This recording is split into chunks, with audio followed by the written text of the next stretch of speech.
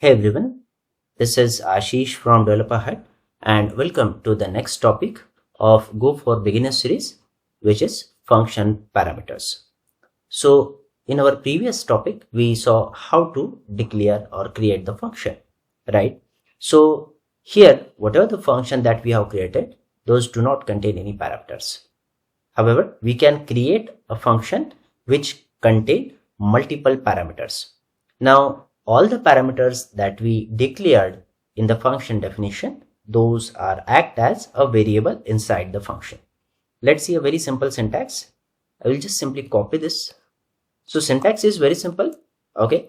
How to declare the parameters? You can simply pass the parameters in the parentheses. So I will say param1 and then the type of the parameter, comma, param2 and then the type of the parameter.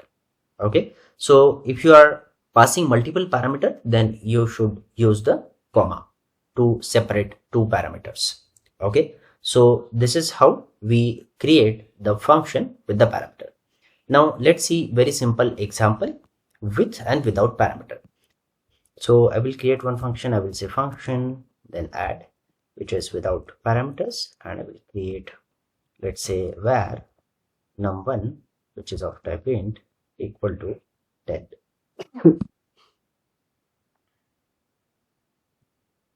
Then let's create var num2, which is of type int, equal to, let's say, 15. Okay, and let's create a sum. So I will say fmt dot printf, and I will say %v plus %v equal to %v. Okay, and I will say num1 comma num2 comma num1 plus num2. Okay, so this is how we created a very simple function without parameter. Let's call this function. I will simply comment this. Now let's try to call the add function. So I will say simply add. Okay, let's try to run this program. So here you can see we called the add function. Now instead of defining variable inside the function, let's create the parameter. So parameter creation is very simple. We'll just simply comment this and we'll create a parameter in the function. So I will say num1, which is of type int, comma num2, which is again of type int. Okay, and here now we define the parameters. We also have to pass the parameter by calling the function. So let's say I will call 10, comma, I will call, let's say, 20. Okay, now let's try to run this. So here you can see now our function is more flexible because we are passing the parameters from our main program. Okay, so now you can see our function is more flexible because we are passing the values from the call. Okay, now you can call this function anywhere multiple times. That won't be an issue, right? We already saw this earlier because function is a simple code block which you can run again and again. Now there is one very important term here. The parameters which you define in the function call, these are basically called as a parameters. Okay, these are function parameters. Okay, however, while calling the function, you pass the values and these values are called as a arguments. Okay, so most of the time people confused between parameters and the arguments. So the variables which are declared inside the function definition or declaration are called as a function parameters or simply parameters, and whenever you call that function with the actual values, those are called as a function arguments. So this has to be remembered. Now there is one more important thing which we need to understand. Let's create one very simple function.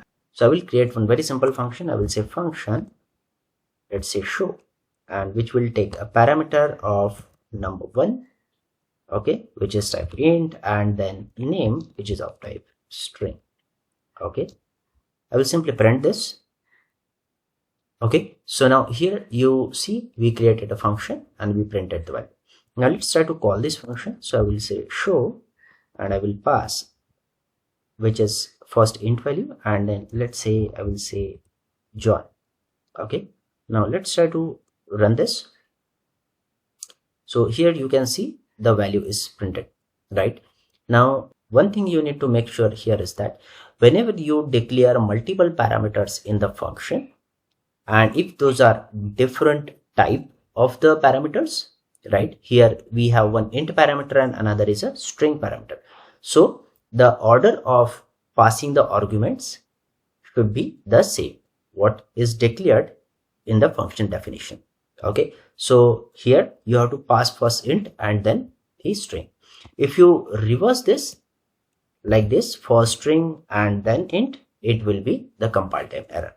Okay, so this has to be remembered while you are working with the multiple parameters.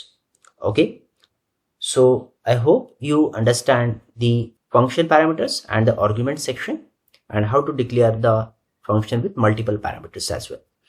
So I uploaded the exercises and assignments in the GitHub repository. So try to finish those exercises on your own so you can understand these concepts better. If you have any questions, you can add it in the comment section below. Thanks for watching, and I will see you on the next one.